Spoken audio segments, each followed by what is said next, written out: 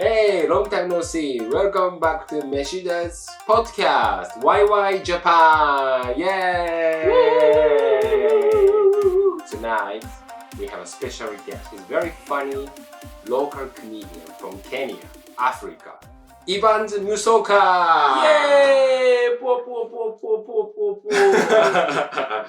So, Evans, let's talk about comedy scene in Tokyo. English comedy scene in Tokyo. Okay, that's today's topic. Yeah. Because I think more than 10 years ago, we started doing comedy in Tokyo almost the same time, right? Yeah, almost same time. I think yeah. maybe you came after I was in for like maybe 3-4 months. Then you joined me. Yeah. I actually started in Kenya before Japan. I did almost 2 years in Kenya. Ah. And then Japan I just continued. But yeah, we in Tokyo we started almost same time, 10 years ago. But I didn't know that. You started in Kenya. Yes, I didn't start comedy in Japan. So. English comedy? No, actually now English comedy in Kenya is big. Yeah. Now the scene is blowing, and there's a full-time comedy club in Nairobi, English. And there are also so many like weekly comedy shows, open mics. It's really big. But when I started in Kenya, there was no pure English comedy show. It's just Swahili. Yeah, but it means like the population who speak English has been increased in Kenya? Not really. It's just that people were not ready or aware of the English comedy, I may say. But yeah, since Netflix and the internet and everything, people have been more exposed to English stand-up, and so they are kind of tired of not tired, but they want something new. They are just used to the local Swahili comedy shows that usually most of them is just almost the same premise, same setup. But English comedians now in Kenya are really trying to break the boundaries and come up with new jokes, a little bit what others might consider risky, because back home, like in the Swahili show, there's no cursing. You can't use bad words, bad words, and you can't curse. But now English comedy, most of them are just like whatever. Oh, really? Anything goes. It's very open, and because it's like a second language, they don't care. Yeah, it's not really a second language actually, because that's another reason why it's big now, because we have a population of Kenyans who really don't. They are Kenyans, but they don't even speak Swahili. They only speak English. New generation. Yes. New generation. Finally, you guys are colonized. Yeah, finally. You're into your language. Finally, the British are fucking us in the ass again. But yes, it is, now people are just more open to coming to more English shows, and like, well, last time I was in Kenya, not just in Nairobi, but other cities and other parts of the country, the comedy groups from Nairobi are able to travel and sell out 300 seaters, 400. So, and it's a scene that is going to be very dominant in Eastern Central Africa very soon. Yeah. Actually, in Tokyo, compared to 10 years ago, like the place, we do English comedy, kind of has been increased, right? Yes. But many foreign comedians come to Tokyo, like you, and then white comedians, and then try to create the scene. In Kenya, the same thing happening now? Not really. Kenya is a little different because, of course, we have a lot of experts. We have many, like Microsoft headquarters, United Nations headquarters, like so many big multinationals have a base in Kenya. So we have a big population of foreigners and a lot of Kenyans who have lived abroad and they're returning to the country and all that. But the English scene actually has been started by mostly locals, just good. Local comedians who are like, okay, we gotta take this thing to the next level. But we have also some few comedians who, I have a friend called Doug who lived in Canada, and he went back and he started something as similar to what he was doing in Canada. And we have a few other comedians who lived abroad, and they come back and they just try to start their own small thing, open mics that have really grown to fully fledged shows, and people are coming to watch. Hey Evans, you should go back to Kenya. Yeah, shit, I'm packing my bags. I'm telling you. I'm like, what the fuck am I doing in this Tokyo anymore, man? I should just go back where I'm from, right? To be honest, I mean, compared to Kenya, Tokyo's English comedy scene is shit, right? It's shit. It's shit. It is shit. One thing I like about the Tokyo comedy scene is the ability to get people from all over the world. Like one show can have someone from Italy, Serbia, Montenegro, Madagascar, Brazil, and China. I love that diversity, and it has really helped me to study more about other countries because I love doing crowd work. So when I ask someone, where are you from, and then they tell me the country, I hate not knowing anything about that country. But how much money you can make in Tokyo? Money. You don't make money. Money in Tokyo is shit. But it's opportunity. But it's also a give and take because sometimes there are big opportunities that come that pay really well. Honestly, I've had a couple of big checks in the last couple of and then it's good things like now. Like after this corona pandemic, foreign tourists, want to come to Japan. Yes. And many foreign tourists, come to Japan now. So, and you have a big chance to do business. Some black people. Yes. And I think your show is a very good concept because when they come to Japan, they want to hear about Japanese comedy, and they don't speak Japanese. So to have you, a Japanese guy, doing comedy in English, I think it's a big plus. I think it's a way for them to understand the culture because you explain these things, and it's always very funny to see the faces of tourists when I come to do your shows. You have maybe Rio and Ken and local Japanese Yuki. Yuki, and then they see this fucking black man coming to talk about Japan. They're like, which black samurai is this? So it's always fun. It's always fun. But I think most of them just also like to hear the perspective of a foreigner who's lived in Japan for quite a long time. The good things like to be honest, I'm organizing comedy show in Japanglish, right? Yes. If I go abroad, I have a strong Japanese accent. People say, "Oh, I cannot understand what you're fucking saying." But here in Tokyo, in Japan, I'm speaking Japanglish. Fuck you! You have to understand. Exactly. It's better than Scottish. Fuck you. At least we can understand you. You know what I mean? No, I don't. I think we are past the times where we were all trying to sound British or American. Fuck that, For me, I sound like this. I sound African. Like, if you close your eyes and I talk, you'll be like, that's a fucking African. But, because you say that now in Kenya, some young people only can speak English, right? Yes. So, as a result of their colonizing, many non-native English speakers speak English.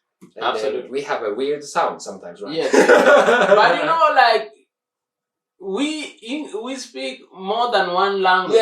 That's one thing people who make fun of, people who have an accent, we fail to understand. We don't just speak English. I speak English, I speak Japanese, I speak Swahili. I went to school in Uganda, so I speak a little bit of Luganda. I speak body language, I know. Last night. Yes, exactly. So busy, right? So busy. That's why a lot, that's why I have my glasses on. But it's a good thing. Whatever you're doing, Meshida, is really commendable, and I think you can use your accent to your advantage. I think people enjoy that. People don't want you to pretend. Just be yourself, and that's one of the reasons I think you're very big on YouTube, because you are yourself. You don't try to sound American. You're welcome to YouTube channel. No. You are yourself. But good things like people misunderstand. For example, after a comedy show, actually recently many people come to me and say, "Hey, Meshida, I know you speak English with a strong Japanese accent purposely. That's your strategy. You're so smart, I said, yes, of course, Actually, every time I do my best, try to be American accent, they go to your secret, eh? They go to your secret. I mean, I think growing up, it was very difficult. It was kind of embarrassing to sound this way because you grow up around people who have gone to international schools. I didn't go to an international school. And they sound really American and all that. And when you sound like this, for some people, they think you are not very smart. Yes, but it's not true. Now it's actually an asset for me. People think I had someone comment on one of my videos. You are not funny. You just have an accent. I was like, yeah, you're right. Actually, yeah, 100%. You're right. Same comment. Sometimes I got your accent is kind of funny, but your kind of content is shit. Content is trash, but your accent, which is fine. That's our strategy, right? Yeah, that's our strategy, man. Use your fucking accent too. Fuck off, man. Jesus, we don't have jokes. We have accents. Yeah, man. Problem is like many Japanese people, who want to try to speak English, focus on pronunciation, yes. R and L, and so. They forget, language is for conversation, right? Yeah. And then the most important thing, what you say, what is your idea? Yes. Yeah, but just like we really worry about, Japanese people really worry about like pronunciation, And that's why it's difficult for people from non-native English-speaking countries. Difficult for them to find English teaching jobs in Japan. Because no Japanese parent, I mean now it's okay, but no Japanese parent want their little Hiroshi to sound like Evans. Yeah, they want them to sound like Craig or Scott, or Melissa. They don't want them to sound like Ochoku or Gochuku from Nigeria. You know what I mean? Yeah, so, but I think we need you, like you, because we are not like from like native English speaking country, right? Yes. Sometimes your English accent is like a little bit different from native, but then we can learn. Oh, it's okay. English accent, even though it's a little bit different and then really localized, if other people can understand, it's okay. Funny enough, that remind me, I did one of your shows some years back, and it was you hosting and me with a couple of white people I won't mention. And after the show, a Japanese person came and told me, "Yo, I understood you more than the white people." I'm like, this motherfucker came here. I didn't know if it was a compliment or it was like, your English is easy to understand. You know? I'm like, oh, thank you. That was very fun. To be honest, actually, every time Japanese people, came to my solo stand-up comedy show, after the comedy show, they approached me and said, "Hey, I'm so impressed because your English accent is so weird, but you speak English, like with a kind of like a pride or confidence on the stage. I'm so kind of impressed. It's good. It was amazing to come here to listen to you." What? Am I funny? You're not funny. Your courage. You have courage to speak with your fucked up accent. You have the courage. I love that. But I think that's another reason why people come to shows in Japan, especially Japanese people. Not especially, but mainly. They come to learn English. Most of them don't even know. Like I've been to shows where Japanese people don't know what the fuck is going on. They're like, huh? What are these people talking about? Like they're surprised, and then they find it funny sometimes. But most of the time they always think it's like a speech or conversation class or meet up for language exchange or something. Totally agree with you. But Evans, actually, I'm a typical Japanese. As you already know, my English skills is shit. So actually, that's true. Actually, I mean, when I go to the comedy show, in Tokyo, and some white comedian, I can understand what you say, because you are English, It's shit like you. No, better than me. Yeah, but a little bit. Little shit, right? Yes. So, but sometimes, if I can understand joke, I'm so happy. Yes. More than funny. Oh, I can understand what he said. That's a good joke, but never laugh, I'm just impressed. Oh, I can understand the joke. Honestly speaking, some things are also cultural. Because sometimes I go to shows and people perform and some crowd members who have, let's say if it's a British comedian, they perform, and the crowd is loving it, and I'm like, I don't even get it. Especially there was one visiting British comedian, I don't remember his name. He was killing it. The crowd was laughing. And I was like, I just don't understand, man. Maybe also because of the culture, you know. Not only like English. Not only the language, not the accent, not the language, but the culture. Most jokes are actually relatable, like they come from a culture, you know. Yeah, like most of audience were British at that time. Yes, of course. He's kind of famous British comedian, so most people who came out were British. And I just decided to go watch because I was bored. And I also like watching established comedian do their thing. And people were laughing. He was killing it. And I was just like, what? Yeah. The fuck?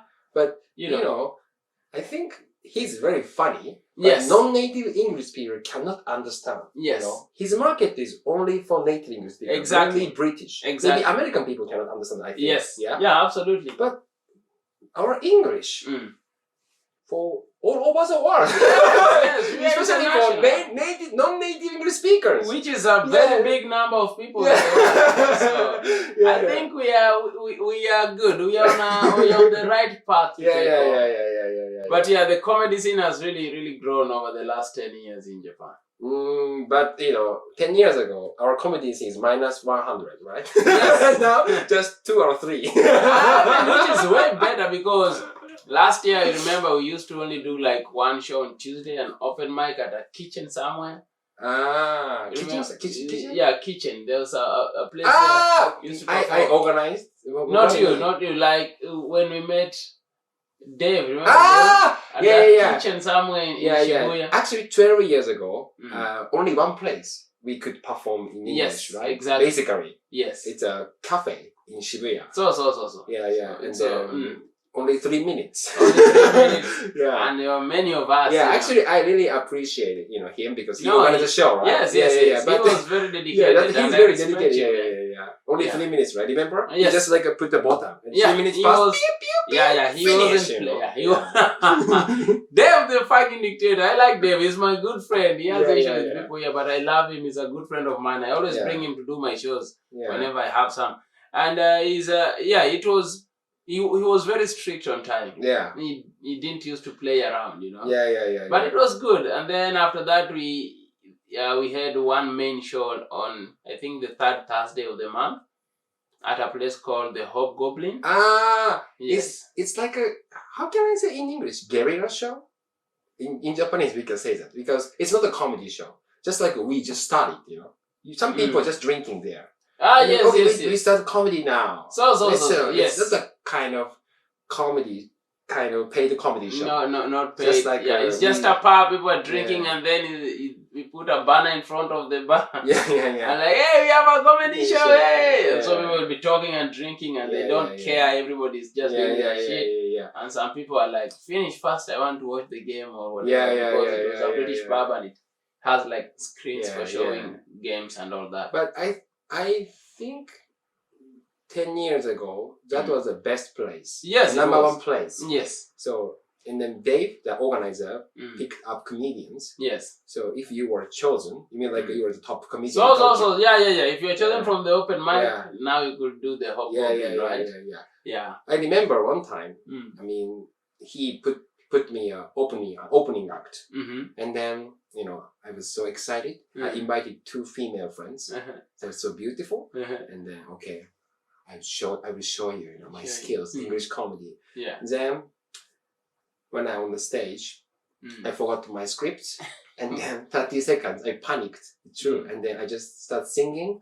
I don't know what should I do. You started singing. And then I left. Thank you, I forgot everything. Thank you, but I enjoy. You started singing. Yeah, singing. Like a karaoke. Japanese song. No one understands. That's so funny though. Then, after that, I think 6 months, 7 months, I couldn't perform. Because it was traumatized. Yes. It's traumatizing. Wow. Yeah. Hey, that's fun. You started singing. Karaoke. That's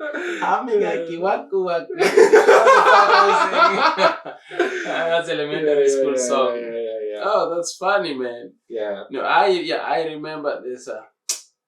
It happened to me too. Like, there's a time I was like, I'm gonna go with this new material that has been killing it in open mic. Then I go to that Hobgoblin show, man. Yeah. And I am bombing, man. Nobody's laughing, man. Yeah. I'm having a difficult time. Yeah. But there are two people right here in front of me. They're just talking loudly. Yeah. Now I felt kind of frustrated. Yeah. And I just turned to them, give them all my frustration, man. And the crowd work with them was a little okay. Yeah. So it gave me a little bit motivation, and then I did my last joke, and then I left the stage. But yeah, I remember on the train going back to Chiba. I used to live in Chiba. I was just like, fuck that show, man. Yeah. You know. But again, that's the thing. You also want to go again and again, because also that was the only show before Good Heavens started. So so after that is when we moved to Good Heavens. Yeah. Yeah. So now one British guy opened in the comedy bar in Shibuya. Tokyo Comedy Bar, right? Yes. And then you are kind of regular performer. Yes, I'm a regular performer. I have my monthly show there, but now I've taken a break because of some personal issues. And it's nice to have a place where, you know, like even today, 5 p.m. on a Sunday, if I'm bored, I can just go. There's an open mic. There are shows every day. I think there's a main show at 7:30 p.m. every evening, and then 9 p.m. It's an open mic almost every day, and also they have a Japanese show. And stuff. I think it's good. It's nice. I think for the scene. Yeah. But you said like it's quite difficult to find new comedians, right? Yes, that's kind of problem in Tokyo. Yeah, we have open mics. We have open mics, and to be honest, most comedians are shit. Because in Tokyo, English comedy. Why you come to Japan? Exactly. Why you come to Japan? Oh, I like Japanese toilets. My ass is clean. Oh, the anime. Do you like anime? Are you otaku? You know, same shit. Everybody says same shit, and I understand, because I fall into that trap even sometimes. Me, like it's very difficult to have an opinion that is different from other comedians. But it's also good, because now when people do this, a lot of shitty jokes I think they are kind of getting rid of them, and then I think after a while we will have another good pool of performers, but we don't have so many performers in Tokyo, because as you know, in Japan most comedians are not Japanese. Yeah. So people come here, maybe 1 year contract, their job or 2 years, and they leave. Just a few have managed to stay here. A few who have no options, like me and Vinay.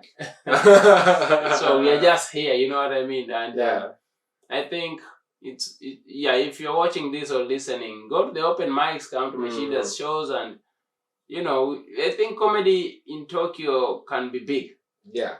But we don't have enough performers. We don't have enough venues, actually. I think we should grow a little bit more. But so far, not so bad, you know. Yeah. I think the problem is mainly, I think, of course, there are some expats come to, you know, the comedy show in Shibuya. Yes. But now mainly like foreign tourists, right? Yes. That's why if comedian can make 15 minutes perfect set, they can do it forever. That is very true.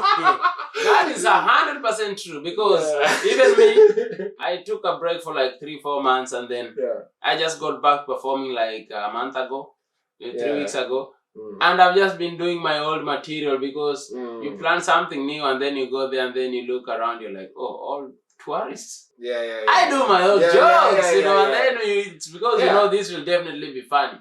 So I think that also stops us from growing our material and stuff. Yeah, but that's why as a business, it's good, because if, you know, some comedians can do 15 minutes perfect set, you know, you can run comedy bar, right? Absolutely, because you just repeat the same like a song. Yeah, that's why it's quite difficult to try to do new jokes, right? Yes. Some, you know, non-comedian people misunderstand, like it's very difficult to make new jokes, right? It is very, it's not easy. Like before a joke becomes solid, You have to think about it, write it, go do it at the open mic, change some few things, try to different crowds, and sometimes even if you do that, it doesn't work. You just have to look deep into it and try it again and again until you find something that works. But most of us comedians, I speak to myself, have been very lazy lately, so I don't write much. But also I enjoy crowd work nowadays. Yeah, you can do crowd work. I try, So it's kind of one of the skills. Yes, yes. Yeah. But that one also takes time. Yeah. Like the last show I did, I was, by the time I was getting on stage, I was just not pissed, but kind of tired of the MC and the previous comedians because the MC goes, "Hey, where are you from? Where are you from? Where are you from?" And then the first comedian, "Where are you from? Where are you from?" And then the second comedian, "Where are you from? Where are you from?" So if you're closing the show, these audience members are already fucking tired. Oh, I'm from America. I'm from America. I'm from America. I'm from... So I try and listen to the MC before going on stage, so that even when I'm doing crowd work, I don't just go and ask, "Where are you from?" You know, the same question. Don't repeat the same thing and do the same. And I also do my set. So I try and make a hybrid between my set and my crowd work, so that it is flawless, so that people don't think, "Oh, the guy wrote that joke." They can just think, it came out naturally. So that's what I'm really trying. That's great. That's really like, yes. Like what do you now do, But it doesn't go well always, I know. Some crowd members are just each person has different sense of humor. Yes, that's why comedian's job is very interesting. It is, because same joke, the same timing, everything same, but it depends on audience. Sometimes kind of we can kill audience, but sometimes we are bombed on the stage. Absolutely. Speaking of shows, you've been doing your shows week in and week out. Like, what is your long-term plan when it comes to comedy or reorganizing your shows? Are you planning to open your own comedy club? What in the near future, what are you planning to do? Because now I'm focusing on introducing Japanese culture. Yes. So I want to make 3 different type of shows: later shows and normal shows, and then more, how can I say, educational shows for families. If I have my own place, I organize shows, and I will share my script. Yes. To young comedians. Of course, I will have contract with them. Okay, you can do it. This is about like Japanese culture. Yes. And then even though I'm not there, so the bar or place could run. Absolutely. That's the thing I really want to do. That will be first. great. Then I want to try to make a very how can I say, a funny or interesting place for foreign tourists. If they come to my bar, they can learn Japanese culture in a funny way. I see. Of course, I organize comedy shows.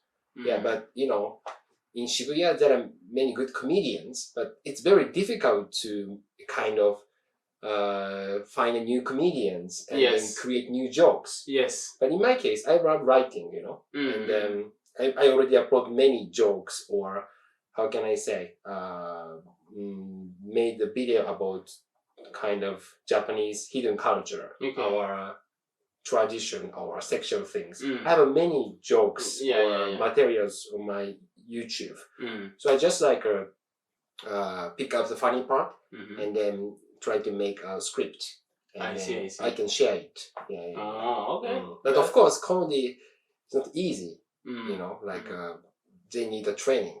Yes. That's why it's a comedy show, but it's kind of more informative. Like, how can I say? It's a comedy, but it's not 100% comedy. Educational show. I want to do that. Then I want to go abroad or tour in Japan and then do comedy and talk about myself. Because little bit I'm tired, talking about like a Japanese culture. I want to make fun of American people, British people, the news. But now people expect me to talk about the Japanese culture. Why Japanese people, blah blah blah. Why Japanese people? Because also your YouTube channel focuses on that. So when they see that, when they come, they want to hear more of that, right?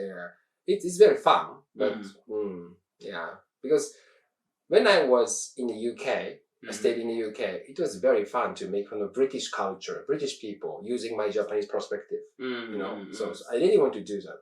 Of course, I can do it on my comedy show, but they expect me to talk about Japanese culture. Yes. That's why only it's just like maybe 3 or 4 jokes about that. But mainly I introduce Japanese culture. I see. Yeah.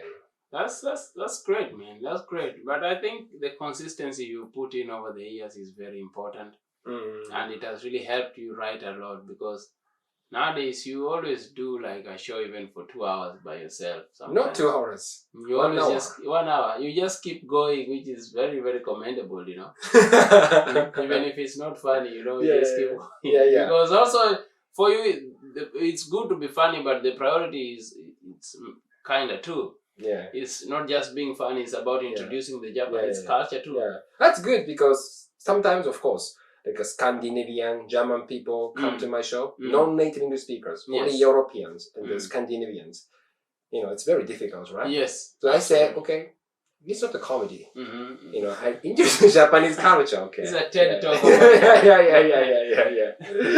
I pretend to be a teacher, Yes. But I think, but I think you have a very good chance of being bigger than even what you are now, because of your following. And I think we have talked about this before. Yeah. About you now starting to organize meetups. Yeah. So these meetups from your fans, not just in Japan but other countries, I think is something that can propel you to a different level. Yeah. You organize as meetups, or you just organize your shows, in these other countries. But I think that time will come. For now, you're focused on the local market and establishing a base that is really strong. And each country has an otaku person or Japanese lovers. Exactly. That's my target. Yeah. In the US, like Japan Village, something like that. I mean, in Paris, in Japan Expo. Yes. Especially like developed countries have a Japan's event. Even like nowadays, Kenya. Africa. Last week there was a big Japanese event in Nairobi. Huge. Yeah. I was looking, and I'm like, this is, I looked at so many things in Nairobi from Japan. But again, I was looking closely, I was like, no, that's Chinese. That's not Japanese. I know. Even like the Middle East or India or everywhere. Egypt, it's big. Anime is really big. That's the thing I really want to do. Go there, and then of course, I introduce Japanese culture, but using Japanese perspective, make fun of for example, the Kenyan people. Yes, Yeah. That's the things. I think you stand a very big chance. Have you ever thought of maybe contacting maybe this cultural government institutions that are in charge of cultural exchange and stuff like that, and tell them what you share your idea and see how they can support you? Do you guys have that kind of support in Japan? Actually, during this pandemic, I got subsidy as a government as an artist. Wow. Even I'm You're an artist hired by government. That means you are a spy. And introduce hentai culture to the world. That's so funny. Oh, you got subsidy. So you are really like the government recognizes you as an artist. Yeah. That means the government knows you are a jobless person. Definitely. That's amazing. Financial crisis. That is great, man. And have you been able to live off comedy full time? What do you mean? Like now I'm living as a comedian? Yes, is comedy paying all your bills and? Yeah, thank you guys. Yeah. Oh wow. Finally. That's great. That's amazing, man. Yeah. It's fucking unstable, but if Corona pandemic happened again, I'll be dying. You'll have more subsidies. Oh, perfect. Yeah, now I'm looking forward to coming new pandemic. Subsidy. That's great, man. Good thing is like now Japanese yen is shit. We can earn money from dollars or foreign currency, right? For you, right? Not me, but for me, I am in Japanese yen. Oh, sorry, you're an English teacher. My money is shit now, man. I'm planning to travel this Christmas, and I've been looking at the exchange rate. I'm just like, what the fuck is this? Yeah. Japanese yen is weaker than a Kenyan shilling. Can you imagine? A Kenyan You shilling should go is back to Kenya. I You don't want to know do what I'm comedy. doing here, man. I don't know what the fuck I'm doing here. You should talk about that on the stage. I should leave this fucking place and go back to Kenya and do comedy and live without worrying about the fucking visa and wake up anytime I want. But rather than this fucking rat race every day. But I'm joking because here you're very unique. You're the only one black funny comedian. You're the best comedian in Japan now, right? Thank you, man. Yeah, that's I said in Japan. How many comics are there in Japan? 2. I think 30, 40. Yeah. But you know, you have a chance because it's very fun to that's listen. That's one thing I love about Japan, and people ask me why the fuck don't you go back to Kenya and all that. But Japan, for me, like even the positioning, like I can travel. I've done a tour in Southeast Asia. It's very easy to travel, and also, you know, I'm not rich, but the money I get here is quite okay. You know? I know. Like if I go home, if I go back to Kenya, I'll start living like you know. Start depending on shows and all that. Yeah, which is okay, but I need to kind of have at least enough to take care of me for like 1 or 2 years. Like to live comfortably and maybe get my own apartment, not rent, but buy so that I don't pay rent. And then after that, then I start doing local shows. I think if I go back and do shows and concentrate on content, I think I can make a good living because I have my friends who are really rich now just from comedy, and they are doing really well in Kenya. Friend in Kenya? Yes, they are very huge. Like when I go back home, I walk around with them, man. People are coming for pictures. You know, they are famous, they are huge. So I think you should, you know, introduce Japanese culture, you know, how to deal with Japanese people. Yes. And you can make a comedy set. And you can organize a show in embassy. Africa embassy. Actually, that is, you know, Africans, these fucking embassies, even the people are usually not there, man. Fucking African embassies in Japan, they wake up at 11 a.m. and they go to lunch at 11:30, and then they come back from lunch at 3:30, close the office at 4. So there's no any fucking thing you can organize there, man. Most embassies here, like African embassies, are shit. Sorry, embassies, man, but you know, Kenyan embassy is nice, you know. And they are rich, right? Oh, they bribes. They have a lot of money, man. They have a lot of money, but I've never really received any. I've never received any support from Kenyan embassy in Japan. You know, it's so unfortunate because I think I'm trying to represent Kenya in a global scale, but maybe according to them, maybe I'm embarrassing them, you know, because I'm a Kenyan who go up there and just talk about dick and stealing shit, you know. So maybe the embassy is not so proud of me. But support your artists, man, you know. Yeah. So, Ivan. Thank you for coming today. Thank you for having me. I appreciate it. So you are my doki. You know doki? Doki. I've heard that word, but usually we use it like for example, doki means like start working company at the same time. Okay, yes. Comedy doki. Comedy doki. And then we didn't expect, you know, even we are mid-30, we are still doing fucking comedy in Tokyo. We are suffering. Our parents are crying. What are you doing? Oh my god, what the hell? Not married, no any kids, no wife, just doing comedy for 2 people every week. We are a disappointment, but you know, at the end of the day, we love what we are doing, and that's what matters. So please support artists in Tokyo. We are trying, we are struggling to, how can I say, to live. Yes, that is true. You know. So anyway, thank you. Thank you very much for having me.